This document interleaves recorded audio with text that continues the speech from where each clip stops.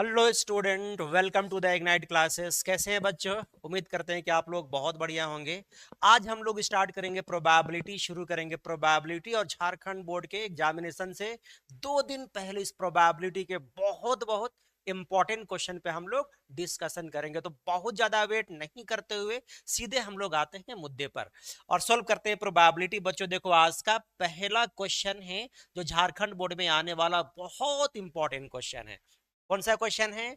बोला गया कि if A and B are two event such that probability of A equal to 1/4, probability of B equal to 1/2 and probability of A intersection B equal to 1/8, find probability of not A not B. Jharkhand board में आने वाला परसों के लिए बहुत important question. चलो बना करके देखते हैं। क्या निकालना है बच्चा? निकालना है प्रोबेबिलिटी ऑफ, वैल्यू निकालना है probability of not A, probability of not A and not be का प्रोबेबिलिटी हम लोगों को निकालना है। चलो जरा ध्यान से देखते हैं इसको बनाते हैं कैसे हम लोग। तो उसके लिए देखो हम लोग क्या करने वाले हैं। नॉट ए का मतलब होता है ए डैश, एंड का मतलब होगा इंटरसेक्शन, और नॉट बी का मतलब होगा बी डैश। सिंपल एकदम। इसके बाद यहाँ पे एक सेट का फॉर्मूला आता है, एक सेट का फॉर्मूला है जिसको बोलते हैं डिमॉर्गन्स थ्योरम। सेट में 11th क्लास में आपने पढ़ाई किया होगा कि ए डैश इंटरसेक्शन बी डैश को हम लोग कहेंगे ए यूनियन बी का होल डैश। अब यहाँ के बाद देखो एक और लिखेंगे फॉर्मूला हम लोग।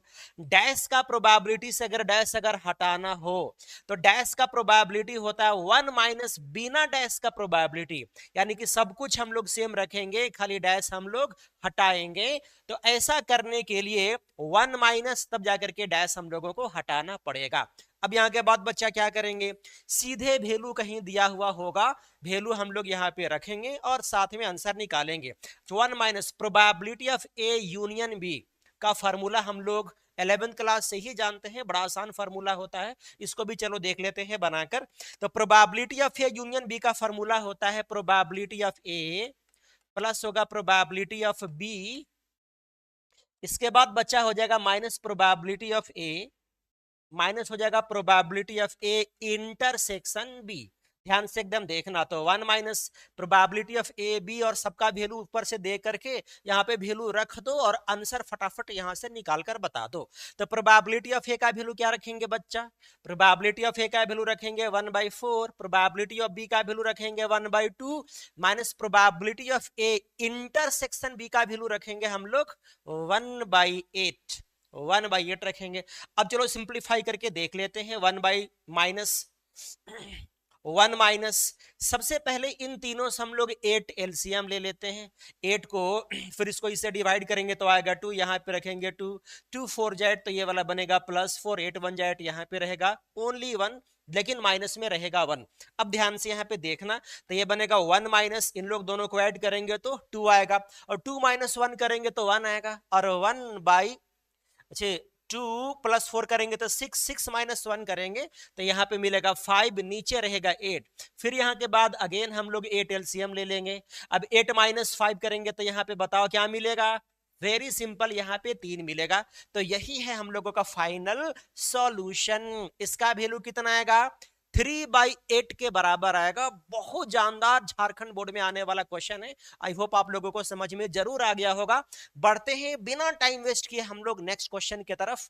अगला क्वेश्चन बच्चा ये है, चलो ध्यान से देखते हैं इस वाले क्वेश्चन को भी। इस वाले क्वेश्चन में क्या कहा गया कि ए यूनियन बी हम लोगों को निकालना है। किस कंडीशन में? ट्वाइस ऑफ प्रोबेबिलिटी ऑफ ए बराबर होगा प्रोबेबिलिटी ऑफ बी के, और ये दोनों बराबर होगा प्रोबेबिलिटी, ये दोनों बराबर होगा 5/13 के। क्या निकालना है? तो probability of A when B का वैल्यू हम लोगों को निकालना है। चलो देखते हैं कैसे बनेगा ये क्वेश्चन। सिंपल, यहाँ पे देखो ट्वाइस ऑफ प्रोबेबिलिटी ऑफ ए किसके बराबर है बच्चा? प्रोबेबिलिटी ऑफ बी के बराबर है। ये दोनों किसके बराबर है? 5/13 के बराबर है। यहां से हम लोग प्रोबेबिलिटी ऑफ ए और प्रोबेबिलिटी ऑफ बी की वैल्यू हम लोग यहां से निकाल लेंगे। कैसे निकालेंगे दोनों की वैल्यू? सबसे पहले निकालेंगे प्रोबेबिलिटी ऑफ ए की वैल्यू, तो ये वाला 2 मल्टीपल है, यहां पे जाकर के डिनोमिनेटर में मल्टीप्लाई हो जाएगा, नीचे आ जाएगा। तो नीचे मल्टीप्लाई करेंगे तो 5 मल्टीप्लाई करेंगे तो 26 यहां पे आएगा। फिर यहां से निकालेंगे प्रोबेबिलिटी ऑफ बी का वैल्यू, जो डायरेक्ट दिया गया है 5/13 के बराबर। कुछ और दिया गया है, इंटरसेक्शन का प्रोबेबिलिटी क्वेश्चन में तो दिया हुआ नहीं है, लेकिन इंटरसेक्शन की प्रोबेबिलिटी, अच्छा ए वेन बी का प्रोबेबिलिटी दिया गया, निकालना है probability of A union B का वैल्यू निकालना है ना, probability of A union B निकालना है। ए वेन बी हम लोगों को पता है। अच्छा एक बात और, हम लोग एक फार्मूला जानते हैं कि probability of A intersection B, जरा ध्यान से देखो, और किसके बराबर होगा? Probability of A intersection B हो जाएगा प्रोबेबिलिटी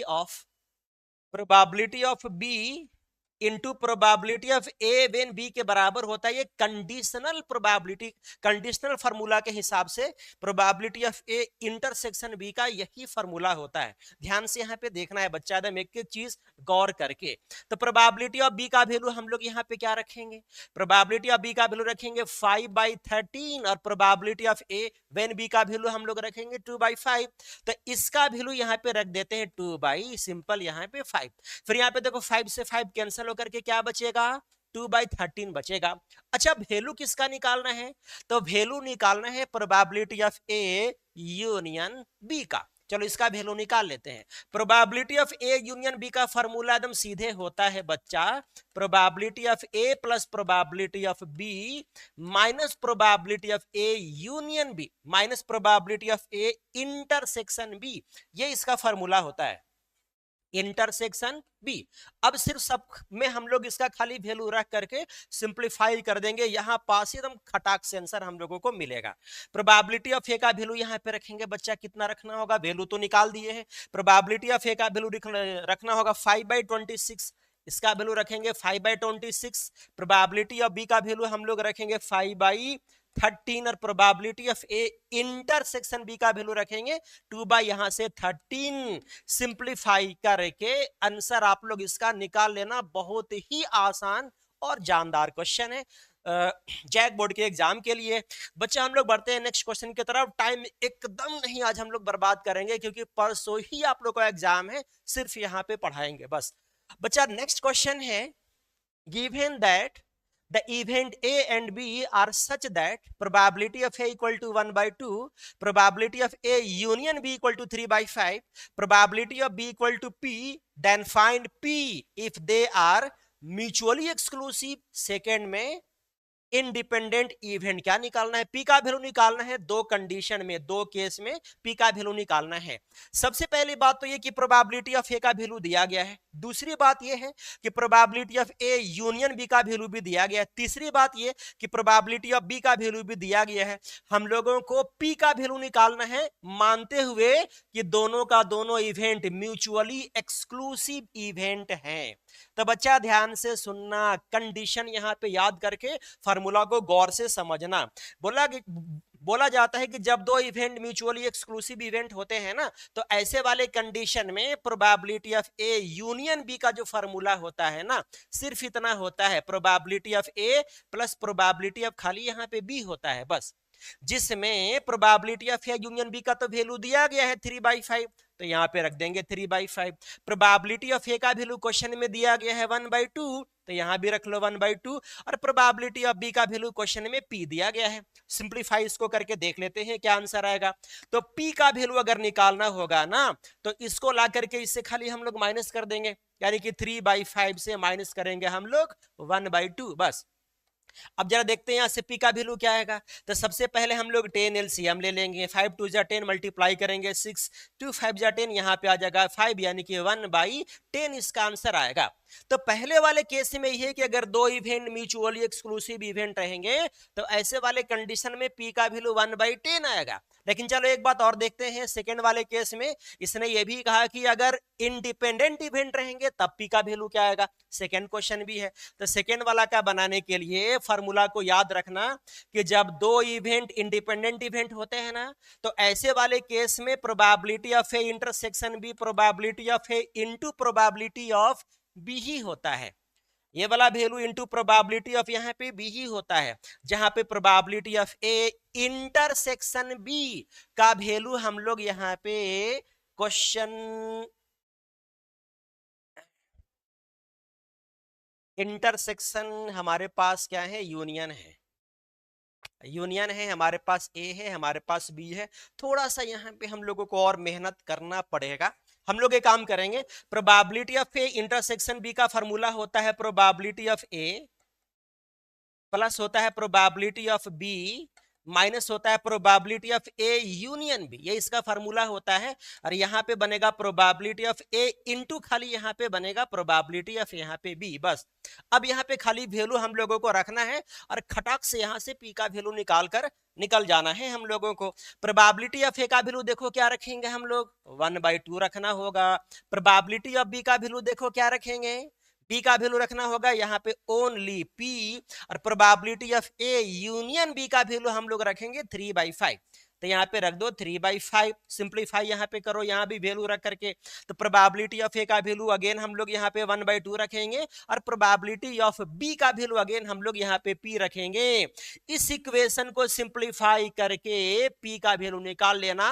ये भी बहुत इंपॉर्टेंट क्वेश्चन है आपके प्रोबेबिलिटी के लिए, परसों वाले एग्जाम में आने के लिए, है ना।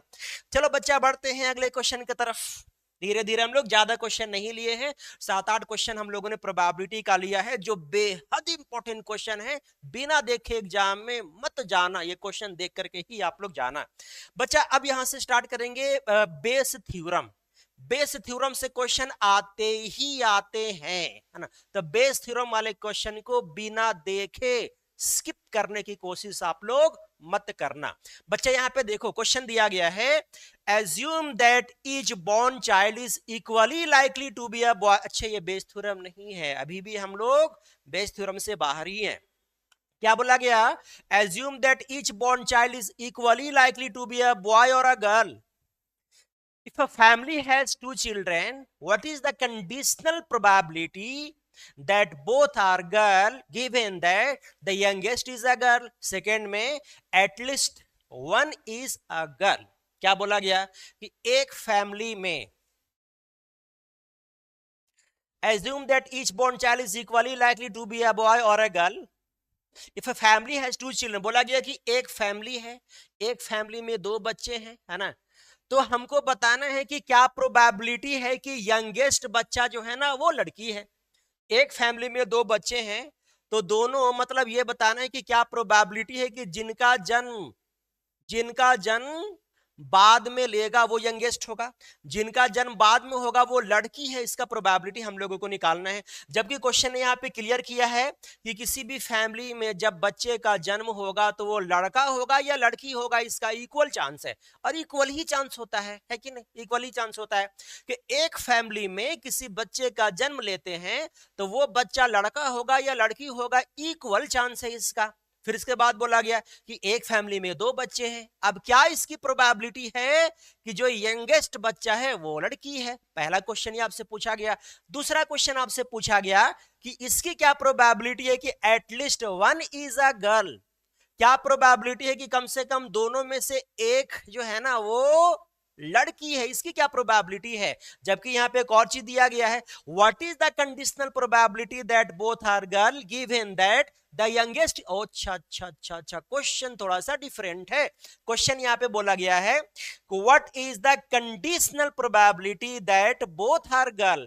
क्या प्रोबेबिलिटी है कि उस फैमिली में दोनों के दोनों बच्चे लड़कियां ही हैं, लड़कियां ही होने की प्रोबेबिलिटी आपको निकालना है। लेकिन कंडीशन क्या है, पहला कंडीशन दिया गया है the youngest is a girl, मतलब जिनका जन्म बाद में हुआ वो लड़की है। दूसरा कंडीशन दिया गया है at least one is a girl, कम से कम एक जो है ना वो लड़की है, ये कंडीशन दिया गया है। तो इस कंडीशन से आपसे पूछा गया है कि बताइए कि उस फैमिली में जो दोनों के दोनों बच्चे हैं, दोनों के दोनों लड़कियां ही हैं, इसकी क्या प्रोबेबिलिटी है।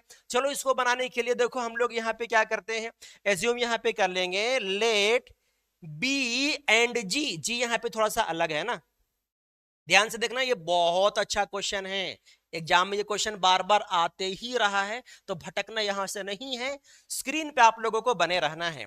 Let B and G represent the boy and the girl, girl child respectively. बोला गया कि जब लड़के का जन्म होगा तो बी से इंडिकेट करेंगे, जब लड़की का जन्म होगा तो जी से इंडिकेट करेंगे। इसके बाद नीचे क्या बोला गया, let S denote the sample space of the family. Family में जो बच्चे जन्म लेंगे ना, जैसे जैसे जन्म लेंगे, जैसे जैसे सैंपल आएंगे फैमिली का जन्म लेने का, उसको हम लोग इंडिकेट करेंगे एस से, जिसको कहेंगे सैंपल स्पेस। फिर बोला गया है A the event that both children are girl, और दोनों के दोनों बच्चे लड़कियां ही होंगे, ऐसे वाले इवेंट को हम लोग ए कहेंगे, है ना। फिर इसके बाद बोला गया and children are girl, B the event that youngest child is a girl, और जो बच्चा बाद में जन्म लेगा और वो लड़की होगी, तो ऐसे वाले इवेंट को हम लोग कहेंगे इवेंट बी, है ना, ऐसे वाले को बी कहेंगे। इसके बाद क्या बोला गया, C be the event that at least one child is a girl.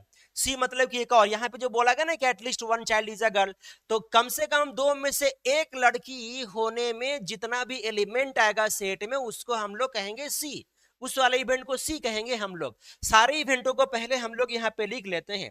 पहले लिखेंगे हम लोग सैंपल स्पेस। सैंपल स्पेस का मतलब यह होगा कि एक फैमिली में अगर दो बच्चे हैं तो दोनों बच्चे किस तरह से हो सकते हैं, कैसे कैसे दो बच्चों का एक फैमिली में जन्म लिया जा सकता है ना, उसको हम लोग इसमें लिखेंगे।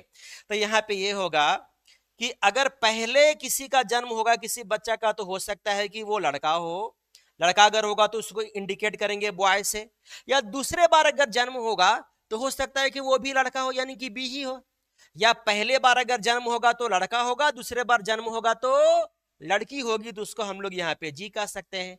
या पहले बार जन्म होगा तो लड़की होगी, लेकिन दूसरे बार जन्म होगा तो लड़का होगा, तो जी भी हो सकता है।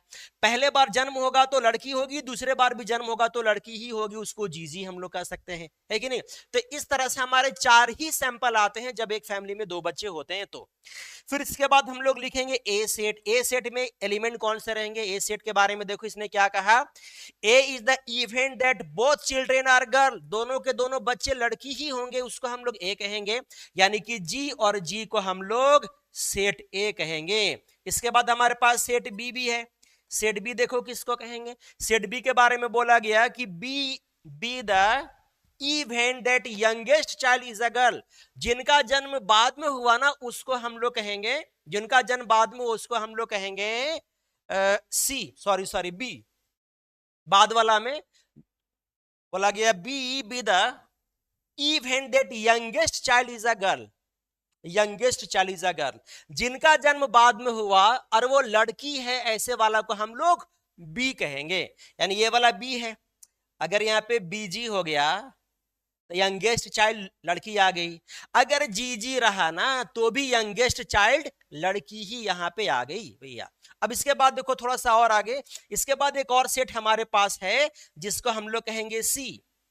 जरा ध्यान से देखना, सी किसको कहेंगे, सी के बारे में कहा गया कि at least one is a girl, at least one is a girl, कम से कम एक लड़की रहे। तो एक लड़की कैसे कैसे होगा, बॉय के साथ अगर लड़की रहे तो एक लड़की आ गई, कम से कम एक लड़की।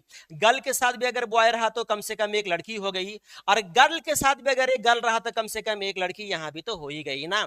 तो इस तरह से हमारे पास एक सेट हमारे पास एस है, जिसको कहेंगे सैंपल स्पेस। एन यहाँ पे नहीं लिखेंगे, एस लिखेंगे, इसको हम लोग कहेंगे सैंपल स्पेस। एक हमारे पास ए सेट है, एक बी सेट है, और एक हमारे पास सी सेट है। अब किसका प्रोबेबिलिटी हमको निकालना है, तो हमको प्रोबेबिलिटी निकालना है कि what is the conditional probability that both are girl, दोनों का दोनों लड़की होने का प्रोबेबिलिटी हमको निकालना है, यानी कि ए सेट का प्रोबेबिलिटी निकालना है। किस कंडीशन में, the youngest is a girl, ये कंडीशन दिया गया है, तो यानी कि बी इज गिवन उस वाले कंडीशन में। एक बार किस कंडीशन में? जब सी इज गिवन, इस वाले कंडीशन में। देखो ऐसे क्वेश्चन का सॉल्यूशन हम लोग कैसे किया करेंगे। सबसे पहले हम लोग कहेंगे बताओ हमारे पास नंबर ऑफ सैंपल स्पेस कितना है, तो भैया हमारे पास नंबर ऑफ सैंपल स्पेस तो यहाँ पे 4 आ गया। इसके बाद बताओ कि नंबर ऑफ ए हमारे पास कितना है, तो ये भी 1 है।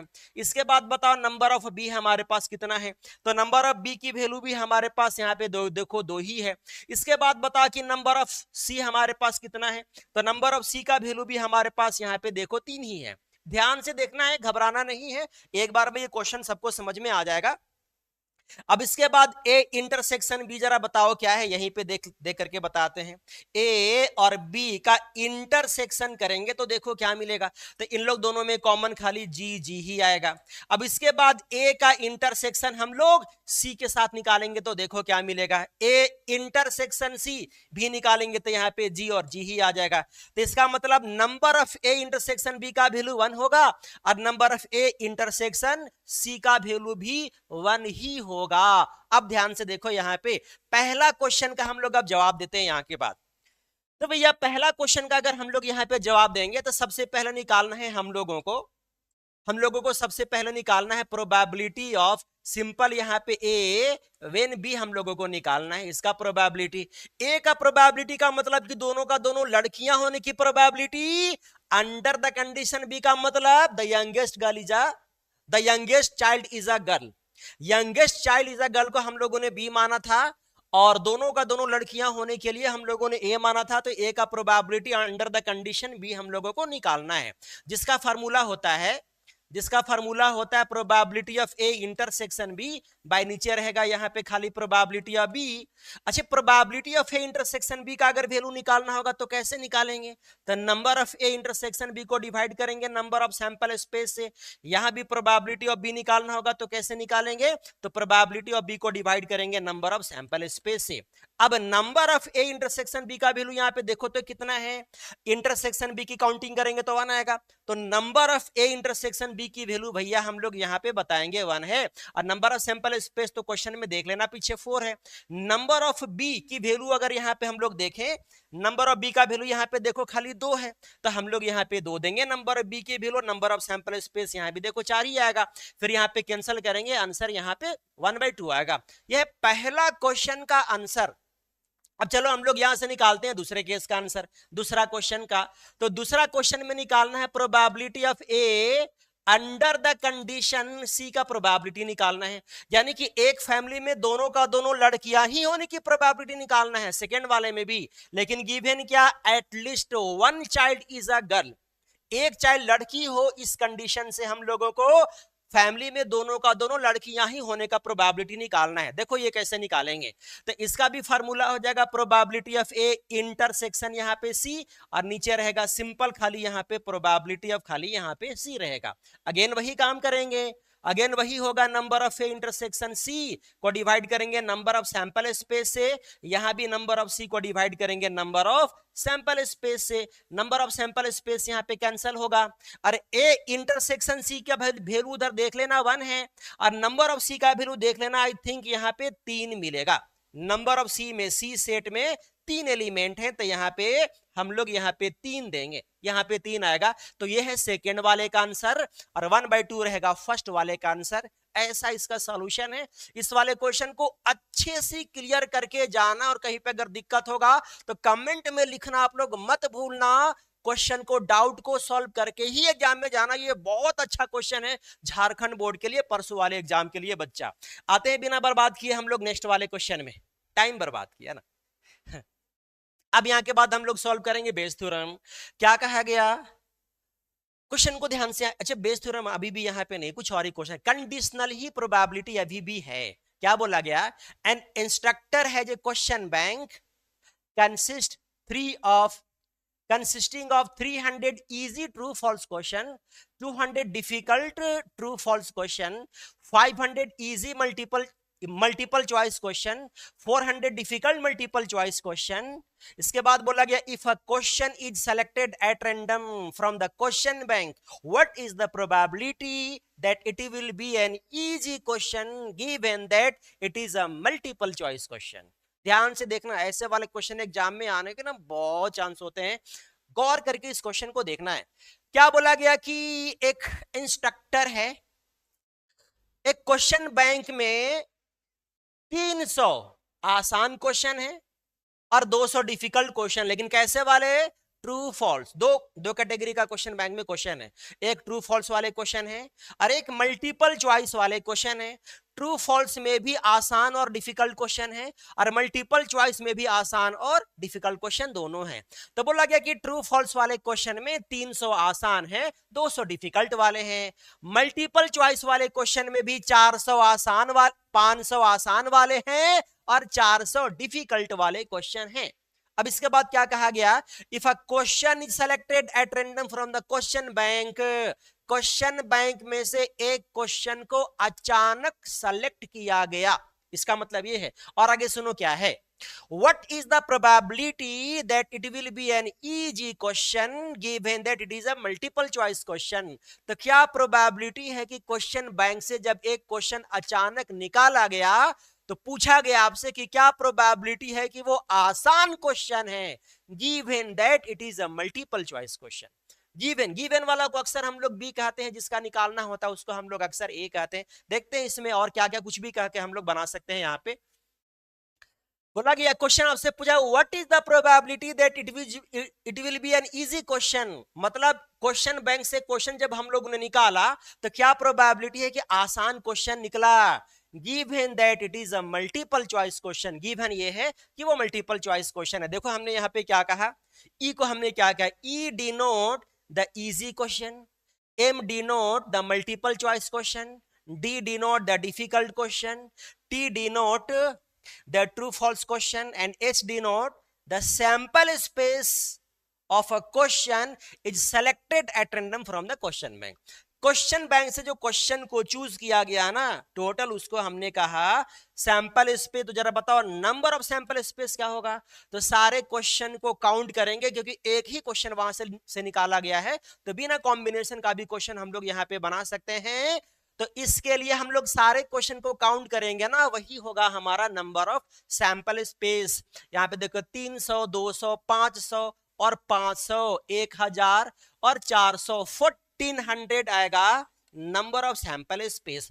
अब जरा आप बताना कि नंबर ऑफ, इसके बाद लिखेंगे इजी क्वेश्चन, खाली आसान क्वेश्चन हमारे पास कितने हैं?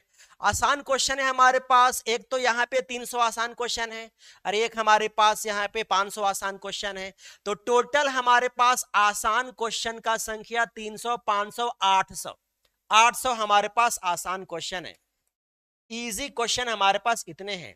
इसके बाद मल्टीपल चॉइस क्वेश्चन हमारे पास कितने हैं? नंबर ऑफ एम यानी कि मल्टीपल चॉइस। तो मल्टीपल चॉइस क्वेश्चन हमारे पास हैं, मल्टीपल चॉइस 500 और यहाँ पे 400, 900 मल्टीपल चॉइस क्वेश्चन है भैया। इसके बाद और आगे क्या है, और भी हमारे पास D denote the difficult question. भैया डिफिकल्ट क्वेश्चन हमारे पास कितने हैं?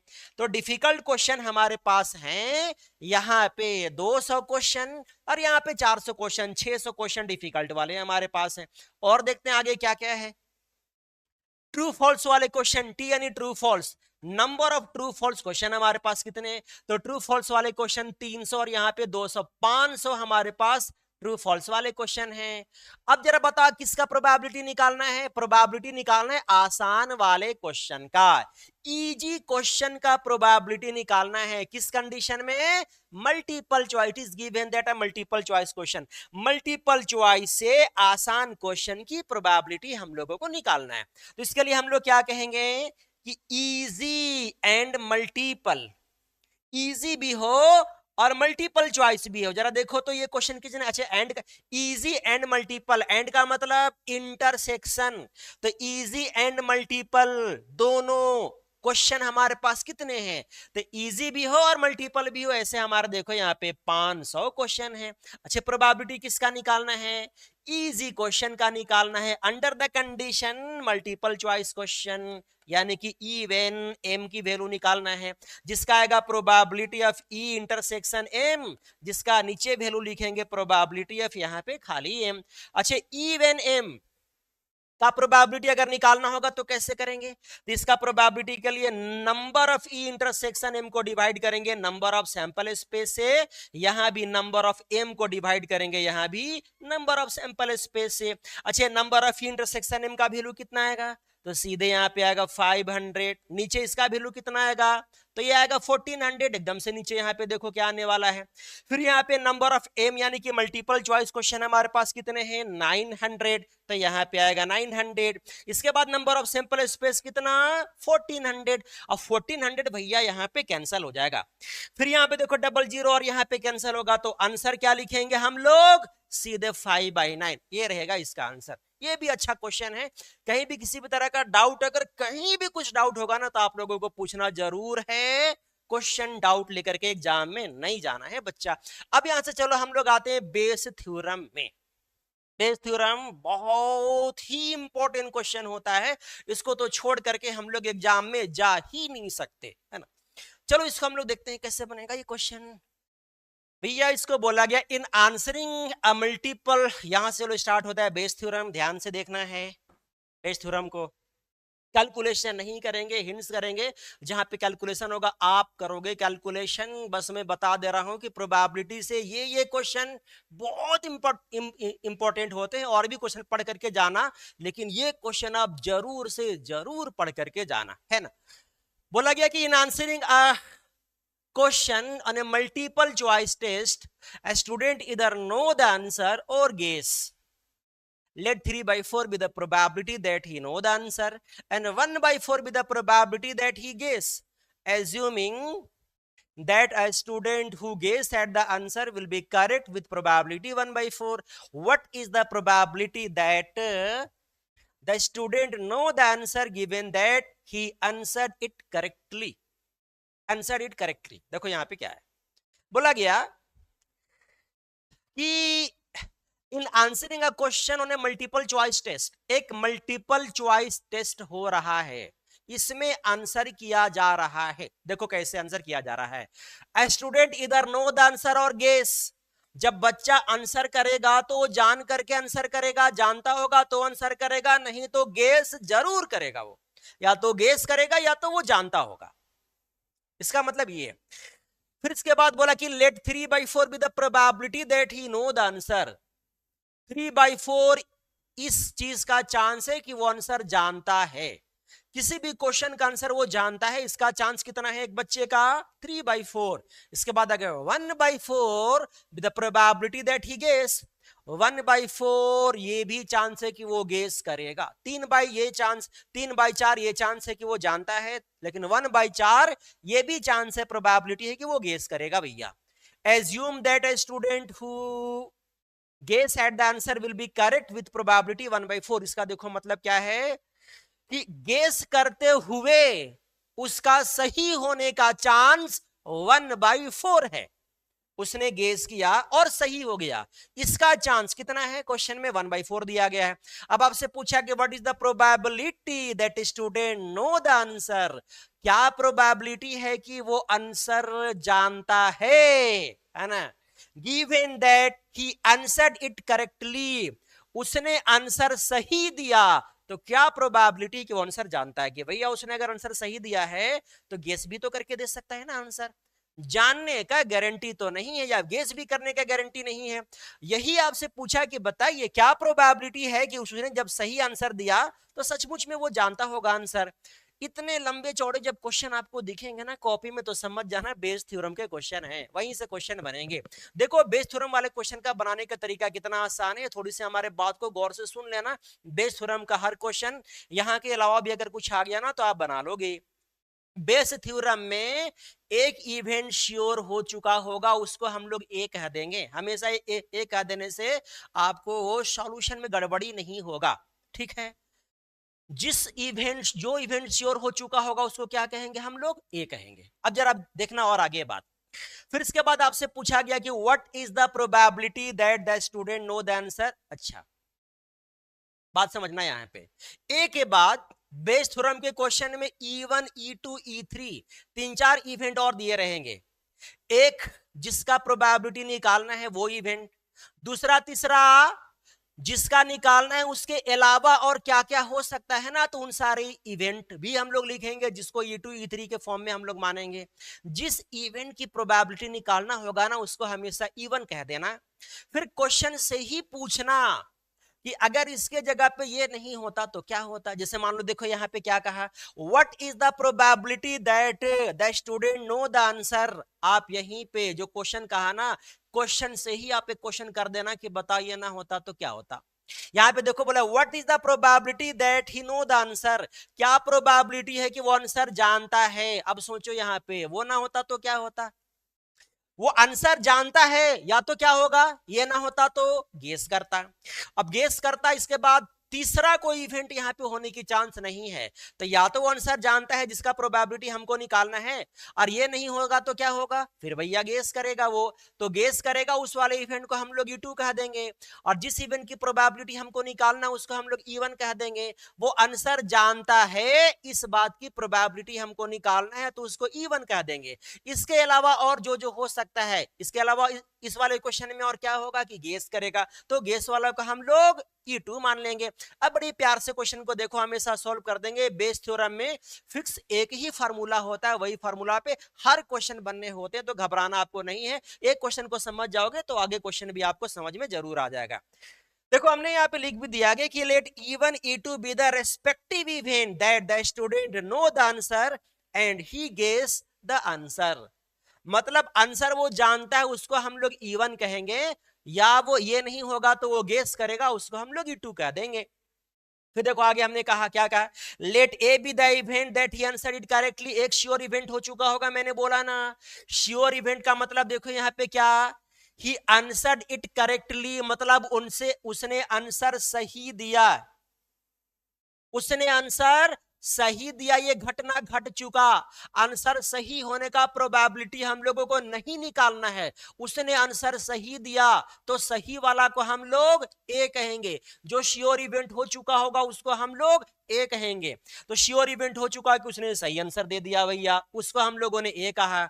और फिर क्वेश्चन, जो क्वेश्चन आपसे पूछेगा ना उसको हम लोग E1 कहेंगे, और उसके बाद उसके अलावा और जो जो हो सकता है ना उसको E2 E3 के फॉर्म में हम लोग मान लेंगे। यहाँ पे इवेंट दो ही पॉसिबल था तो E2 E3 हमने कह दिया। अब E1 की प्रोबेबिलिटी भैया हमेशा आपको निकालना होगा, लेकिन चलो वो तो बाद में सोचेंगे, पहले ये इवेंट अगर दो है ना तो हमेशा याद रखना प्रोबेबिलिटी आपको 4 निकालना पड़ेगा डेटा के तौर पर। सबसे पहला प्रोबेबिलिटी हम लोग निकालेंगे प्रोबेबिलिटी ऑफ E1, इसके बाद निकालेंगे प्रोबेबिलिटी ऑफ यहाँ पे E2, फिर अगेन यहाँ पे निकालेंगे probability of A when E1, और हमेशा यहाँ पे निकालेंगे प्रोबेबिलिटी ऑफ A व्हेन यहाँ भी E2। ध्यान से देखना, एक क्वेश्चन समझ जाओगे, दो तीन क्वेश्चन और मैंने यहाँ पे लिया है, वो भी क्वेश्चन आपको इजीली समझ में आ जाएगा। भैया यहाँ पे सुनना, E1 का मतलब कौन सा probability, E1 B the event respective event that student know the answer और गेस। वो जानता है वो जानता है इस वाले इवेंट को E1 कहेंगे, गेस करेगा उसको हम लोगों ने E2 कहा। तो प्रोबेबिलिटी ऑफ E1 का मतलब कि जानने का प्रोबेबिलिटी, तो वो आंसर जानता है, इसका प्रोबेबिलिटी 3/4 है। E2 का मतलब गेस करने की प्रोबेबिलिटी, तो वो आंसर गेस करेगा, इसका प्रोबेबिलिटी क्वेश्चन है 1/4 दिया गया।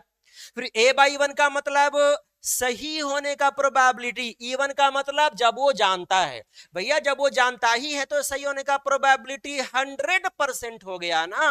तो सही होने का प्रोबेबिलिटी जब वो जानता है ये तो 1 हो जाएगा। फिर यहाँ पे देखो सही होने का प्रोबेबिलिटी जब वो नहीं जानता है यानी कि गेस करेगा, तो गेस करते हुए सही होने का प्रोबेबिलिटी क्वेश्चन ने यहाँ पे 1/4 दे रखा है। चारों डेटा मिल गया। अब ये चारों डेटा के बेस पर हम लोग यहाँ पे भैया एक फार्मूला लिखेंगे। फार्मूला हमेशा यहाँ पे फिक्स होगा, E1 व्हेन A का प्रोबेबिलिटी हम लोगों को निकालना है। अब देखो फार्मूला बनाने का बेस थ्योरम में देखो फार्मूला कितना आसान होता है। फार्मूला अगर यहाँ पे बनाना होना तो सबसे पहले प्रोबेबिलिटी ऑफ E1 हम लोग यहाँ पे लिख देंगे, इसके बाद प्रोबेबिलिटी ऑफ इसको उल्टा करके यहाँ पे लिख देंगे, यहाँ पे जो होगा ना इसको उल्टा कर देंगे, यानी ए रखेंगे ऊपर और E1 रखेंगे नीचे। अब सेम चीज को लिखेंगे डिनोमिनेटर में, तो पहले लिखेंगे प्रोबेबिलिटी ऑफ E1, इसके बाद लिखेंगे प्रोबेबिलिटी ऑफ A1 E1, फिर इसके बाद लिखेंगे प्रोबेबिलिटी ऑफ E2, इसके बाद लिखेंगे प्रोबेबिलिटी ऑफ A1, खाली यहाँ पे E2, बस और कुछ नहीं करना है। अगर इवेंट यहाँ पे 2 होगा ना तो E2 तक जाएंगे, इवेंट अगर 3-3 रहेगा तो E3 तक जाएंगे। E3 से ज्यादा एनसीईआरटी में क्वेश्चन आपको नहीं मिलेंगे, मेन वहां तक ही जाना है। अभी यहां तक रहेंगे क्योंकि हमारे पास इवेंट यहाँ पे 2 ही है।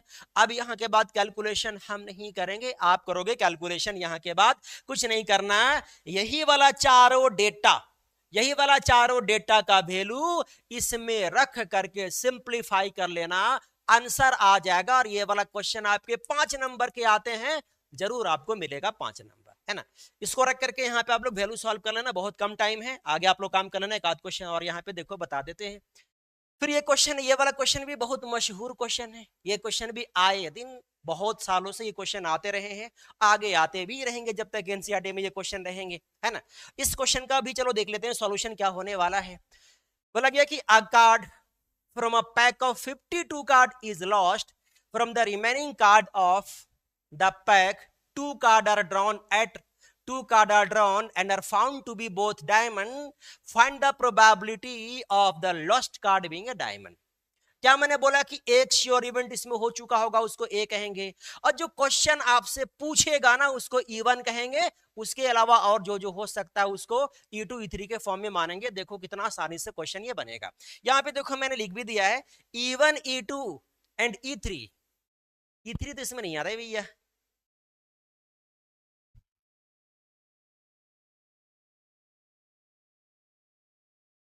E3 इसमें नहीं रहेगा, इसको छोड़ दो। यहां पे देखो क्या रहेगा, E1 E2 B the respective event that the lost card is diamond and not diamond. देखो यहाँ पे पहले ये सोचो कि क्वेश्चन आपसे क्या पूछा गया। क्वेश्चन आपसे पूछा गया है find the probability that the lost card is a diamond. Lost card जो पता है खो गया ना वो डायमंड कार्ड है, इसका प्रोबेबिलिटी निकालना है। पहले क्वेश्चन को समझो, क्या पूछा आपसे क्वेश्चन पूछा है ना कि 52 पत्ता है, 52 पत्ता में से एक पत्ता खो गया, कितना पत्ता फिर बचा 51 पत्ता। अब 51 पत्ता में से 2 पत्ता को ड्रॉ किया गया, और ड्रॉ करने के बाद ये पाया कि दोनों का दोनों पत्ता डायमंड है, तो ये श्योर इवेंट हो चुका कि दोनों का दोनों पत्ता डायमंड है, ये श्योरिटी मिल गया। अब क्या आपको पता करना है, ऐसे कंडीशन में आपको पता करना है कि क्या प्रोबेबिलिटी है कि जो खोया हुआ पत्ता है वो भी डायमंड है, ये निकालना है। ये देखो आपसे पूछा गया है find the probability that the lost card being a diamond, खोया हुआ पत्ता डायमंड है, उसकी प्रोबेबिलिटी आप निकालो। तो खोया हुआ पत्ता डायमंड होने वाला इवेंट को E1 कहेंगे, और ये नहीं होता तो क्या होता, खोया हुआ पत्ता डायमंड नहीं होता तो क्या होता। मैंने क्या पूछा, और सारे इवेंट को जानने के लिए क्वेश्चन से ही ये क्वेश्चन आप कर दो, ये ना होता तो क्या होता। भैया डायमंड कार्ड अगर नहीं होता, खोया हुआ पत्ता डायमंड कार्ड नहीं होता तो क्या होता, या तो हार्ट होता, या तो स्पेड होता, या तो क्लब होता। 4 इवेंट कहने से ज्यादा अच्छा है कि आप ये कह दो कि खोया हुआ पत्ता डायमंड वाला को E1 कह दो, और खोया हुआ पत्ता डायमंड नहीं होने वाला को आप E2 कह दो, उसमें आपके तीनों आ जाएंगे, है कि नहीं। देखो यहां से कैसे बनाएंगे हम लोग, तो इसीलिए E1 को हमने मान लिया खोया हुआ पत्ता डायमंड, E2 को हमने मान लिया खोया हुआ पत्ता नॉट डायमंड में चारों आ जाएंगे। ये देखो ए be the event that the 2 card is a diamond, जो 2 कार्ड हमने वहां पे ड्रॉन किया निकाला उसको हमने ए कह दिया, जो डायमंड हमने पाया उसको श्योरिटी वाला को ए कहते हैं ना, इसीलिए हमने ए कह दिया। अब इसके बाद हम लोग डेटा यहाँ पे 4 निकालेंगे। सबसे पहले डेटा निकालेंगे प्रोबेबिलिटी ऑफ E1 का, इसके बाद निकालेंगे प्रोबेबिलिटी ऑफ E2, इसके बाद निकालेंगे probability of A when E1, इसके बाद निकालेंगे probability of A when E2। इसी को मेन समझना ध्यान से। E1 का प्रोबेबिलिटी का मतलब क्या, इवन का प्रोबेबिलिटी का मतलब खोया हुआ पत्ता डायमंड होना। एक ही पत्ता खोया है ना, तो 52 पत्ता में से एक पत्ता डायमंड खोने का प्रोबेबिलिटी, डायमंड कितने होते हैं? 13 होते हैं, तो 13/52 हो जाएगा भैया। जिसको सॉल्व करेंगे तो 1/4 आएगा। और खोया हुआ पत्ता नहीं डायमंड होने का प्रोबेबिलिटी 39/52 हो जाएगा। जिसको सॉल्व करेंगे तो 3/4 हो जाएगा। अब चलो आगे बढ़ते हैं इधर। फिर यहाँ पे देखो ए का प्रोबेबिलिटी का मतलब, जो एक पत्ता खोने के बाद 51 पत्ता बचा, 51 पत्ता में से जब 2 पत्ता निकाला गया यहां से, तो दोनों पत्ता को डायमंड होने का प्रोबेबिलिटी आपको निकालना है। वही हमारा ए है। ए का मतलब जो 2 पत्ता बाद में निकाला गया ना, वो डायमंड। तो डायमंड होने की प्रोबेबिलिटी निकालना है अंडर इवन। इवन कंडीशन से, अंडर इवन का मतलब खोया हुआ जो पत्ता था वो डायमंड है। तो भैया बताओ, ये जो 51 पत्ता बचे हैं, इसमें से जो एक पत्ता खो गया है, तो खोया हुआ पत्ता जब डायमंड है, खोया हुआ पत्ता जब डायमंड है, तो ऐसे कंडीशन में बाद में जब दोनों पत्ता हमने निकाला, तो दोनों का दोनों पत्ता को डायमंड होने की प्रोबेबिलिटी हम लोगों को निकालना है। तो इसके लिए देखो हम लोग क्या करेंगे। सबसे पहले बात तो ये कि 51 पत्ता में से जो खो गया है ना, वो डायमंड है। सिंपल ध्यान से देखना, दोनों पत्ता को डायमंड होने की प्रोबेबिलिटी निकालना है व्हेन इवन, यानी कि जब खोया हुआ पत्ता डायमंड है तब जरा बताओ कि पहले तो 51 पत्ता में से अगर 2 पत्ता हम लोग ड्रॉ करेंगे तो total number of sample space 51 सी, यहाँ पे 2 आ जाएगा। अब यहाँ पे डायमंड पत्ता हमारे पास 13 नहीं 12 ही है, क्योंकि खोया हुआ पत्ता डायमंड है। इस कंडीशन से दोनों पत्ता को डायमंड होने का प्रोबेबिलिटी हम लोगों को निकालना है। तो इसके लिए हम लोग क्या करेंगे कि खोया हुआ पत्ता जब डायमंड है, तो डायमंड पत्ता तो यहाँ पे 12 ही है ना। अब 12 पत्ता में से 2 डायमंड पत्ता, इतने तरीके से हम लोग निकाल सकते हैं। तो ये हो गया नंबर ऑफ इवेंट, ये हो गया नंबर ऑफ सैंपल स्पेस। अब जरा आ जाते हैं नीचे। अगेन दोनों का दोनों पत्ता डायमंड ही होने का प्रोबेबिलिटी, लेकिन व्हेन E2 का मतलब ये कि खोया हुआ पत्ता डायमंड नहीं है तब। तो भैया अगर खोया हुआ पत्ता डायमंड नहीं है, तो इसका मतलब डायमंड यहाँ पे 13 है, तो डायमंड होने की चांस 13C2 वे से होगा। और total number of sample space तो चेंज नहीं होगा, 51C2 ही रहेगा। तो ये है चारों हमारे पास डेटा। बिल्कुल इसी के तरह, बिल्कुल इसी के तरह फार्मूला हम लोग लिखेंगे। और यही फार्मूला में अगर ये वाला डेटा अगर पुट करके सिंपलीफाई कर देंगे, तो हमारा इसका भी आंसर बहुत इजीली निकल जाएगा। सिंपलीफाई करने का काम यहां से आप लोग कर लेना, टाइम बहुत कम है इसलिए मैं इसे सिंपलीफाई नहीं कर रहा हूं। लेकिन अगर कहीं भी सिंपलीफाई करने में कहीं दिक्कत आएगी, परेशानी आएगी, तो कमेंट में लिख करके आप लोगों को बता देना है, वो भी करके यहां से आप लोगों को दिखा देंगे। बच्चा टेंशन नहीं लेना है। अब जरा आते हैं नेक्स्ट वाले क्वेश्चन में। अगला क्वेश्चन ये है, और यही क्वेश्चन मुझे लगता है कि आज का आखिरी क्वेश्चन भी रहेगा। ढंग से यहाँ पे देखते हैं। बोला गया कि an insurance company has insured 200 scooter driver, 400 car driver, 600 truck drivers, and the probability of an accident are 0.01, 0.03, 0.15 respectively. One of the insured person meet with an accident. What is the probability that he is a scooter driver? बात को यहाँ पे समझना। क्या बोला गया कि एक इंश्योरेंस कंपनी है, इंश्योरेंस कराने वाली एक कंपनी है, उन्होंने 200 स्कूटर ड्राइवर का इंश्योरेंस किया, 400 कार ड्राइवर का इंश्योरेंस किया, 600 ट्रक ड्राइवर का इंश्योरेंस किया। कोई दिक्कत? अब जरा ध्यान से देखना, जब भैया ड्राइवर है तो एक्सीडेंट तो करेंगे ना, तो एक्सीडेंट करने के चांस यहां पे दिया गया है। स्कूटर ड्राइवर से एक्सीडेंट होने का प्रोबेबिलिटी इतना है, कार ड्राइवर से एक्सीडेंट होने का प्रोबेबिलिटी इतना है, ट्रक ड्राइवर से एक्सीडेंट होने का प्रोबेबिलिटी इतना है। अब बोला गया कि one of the insured person meet with an accident. बोला गया कि उस कंपनी में जो भी पर्सन इंश्योरेंस लिए थे, उन इंश्योरेंस लिए गए पर्सन में से किसी एक पर्सन का भैया रोड पे एक्सीडेंट हो गया, एक्सीडेंट हो गया। तो ये श्योरिटी हो गया ना, जो इवेंट श्योर हो चुका होगा ना, हम लोग उसको हमेशा ए मानेंगे। बात को दिमाग में रखना। ये बात बोला गया कि one of the student, one of the insured person meet with an accident, एक पर्सन का एक्सीडेंट हो चुका यानी एक ड्राइवर का। तो what is the probability that he is a scooter driver? अब आप सबको निकालना है कि क्या प्रोबेबिलिटी है कि एक्सीडेंट तो हुआ लेकिन वो स्कूटर ड्राइवर था, इसकी क्या प्रोबेबिलिटी, क्वेश्चन ये है। अगेन वही काम, हमने क्या बोला, देखो यहाँ पे E1 सबसे पहले डिसाइड कर लो, E1 E2 E3। तो E1 E2 E3 को डिसाइड करने के लिए हम लोग जाएंगे क्वेश्चन के पास। बहुत आसान ये ट्रिक है ऐसे वाले क्वेश्चन को बनाने के लिए। क्वेश्चन ने कहा what is the probability that he is a scooter driver. तो जिस इवेंट का प्रोबेबिलिटी हमसे पूछा गया उसको E1 कह देंगे। स्कूटर ड्राइवर होने की प्रोबेबिलिटी हमसे पूछा गया तो स्कूटर वाला को E1 कह देंगे। लिखे हैं E1 E2 E3 B the respective event that driver is a scooter driver. Scooter driver को इवेंट E1 कहे, कार ड्राइवर को E2 कह दिए और ट्रक ड्राइवर को हम लोग E3 कह दिए। स्कूटर ड्राइवर होने की प्रोबेबिलिटी हमसे पूछा गया। यहीं पे एक और क्वेश्चन आपसे पूछना है कि अगर ये ना होता तो क्या होता भैया, या तो कार ड्राइवर वाला होता या तो ट्रक ड्राइवर वाला होता। तो कार ड्राइवर को होने के लिए E2 कह देंगे, ट्रक ड्राइवर को होने के लिए हम लोग E3 कह देंगे, है कि नहीं। वही देखो यहाँ पे कहा गया है। अच्छा एक किसको कहेंगे, जो श्योरिटी हो चुका होगा। तो भैया एक्सीडेंट हो गया, ये तो श्योर हो गया ना, उसको हम लोग ए कहेंगे। देखो यहाँ पे लिखा हुआ भी है, let A the event that the person meet with an accident. Person को एक्सीडेंट हो गया उसको हम लोग ए कहेंगे। अब यहां से डेटा निकालेंगे, अगर E1 E2 E3 है तो डेटा यहाँ पे 6 बनेगा। पहले E1 का प्रोबेबिलिटी निकलेगा, फिर E2 का प्रोबेबिलिटी निकलेगा, फिर यहां से E3 का प्रोबेबिलिटी निकलेगा, फिर अगेन यहाँ पे निकालेंगे A1 E1 का प्रोबेबिलिटी, फिर यहां से निकालेंगे A1 E2 का प्रोबेबिलिटी, फिर यहां से निकालेंगे A1 बताओ E3 का प्रोबेबिलिटी। ना होगा, ध्यान से देखना। अच्छा E1 का प्रोबेबिलिटी का मतलब स्कूटर ड्राइवर होने की प्रोबेबिलिटी। तो भैया इतने ड्राइवर में स्कूटर ड्राइवर होने के चांस कितने हैं। टोटल ड्राइवर 2000 4000 6000 और 6000, 12000 ड्राइवर में 2000 स्कूटर ड्राइवर होने की प्रोबेबिलिटी भैया इतने हैं।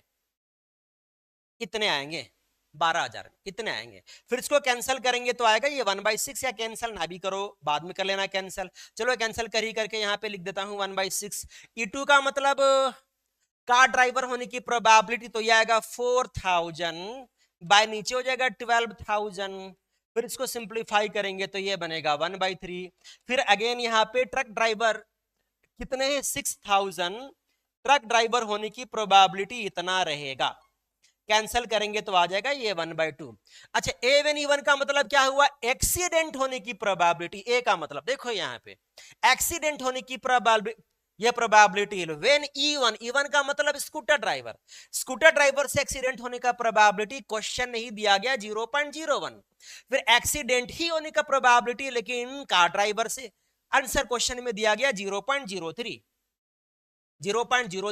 फिर यहां भी एक्सीडेंट ही होने का प्रोबेबिलिटी लेकिन ट्रक ड्राइवर से 0.15 यहां पे दिया गया है। तो डेटा हम लोगों को यहां पे मिल गया। अब यही डेटा को अगेन इस वाले फार्मूला में रखेंगे खाली हम लोग। इस वाले फार्मूला प्रोबेबिलिटी ऑफ यहाँ पे हमेशा निकालना होगा E1 वेन ए ही निकालना होगा, क्योंकि जिसका प्रोबेबिलिटी निकालना होगा हमेशा उसको हम लोग E1 मान चुके होंगे। तो ऐसे कंडीशन में फार्मूला हम लोग अगेन वैसे ही बनाएंगे। पहले यहाँ पे E1 रहेगा, फिर यहाँ पे हम लोग पलटी मारेंगे, ए वेन यहाँ पे E1 लिखेंगे, नीचे बस खाली ऐड कर देंगे हम लोग। नीचे पहले यही वाला कॉपी होगा E1, फिर यहाँ पे होगा probability of A when E1, फिर प्लस यहाँ पे लिखेंगे प्रोबेबिलिटी ऑफ E2, इसके बाद लिखेंगे probability of A when E2, फिर अगेन यहाँ पे 3 है तो यहाँ पे प्रोबेबिलिटी ऑफ E3 भी आएगा into probability of A when E3 रहेगा। इस वाले फार्मूला में ये डेटा को रख लेना, ये तीनों का तीनों 6 का 6 डेटा यहाँ पे है, जितना जरूरत है उतना है, सबको यहाँ पे रख करके सिंप्लीफाई कर लेना, इसका भी आंसर आ जाएगा। प्रोबेबिलिटी का कम से कम ये 7-8 क्वेश्चन पढ़ करके आप लोग जरूर से जरूर जाना, क्वेश्चन यहां से टकराने की बहुत चांस है। और भी क्वेश्चन हो भी सकता है कि आएंगे, लेकिन अगर ये सब क्वेश्चन को आप लोगों ने समझ लिया है ना तो ऐसे आने वाले और भी क्वेश्चन आप लोगों से बन जाएंगे, बनने के बहुत चांस है।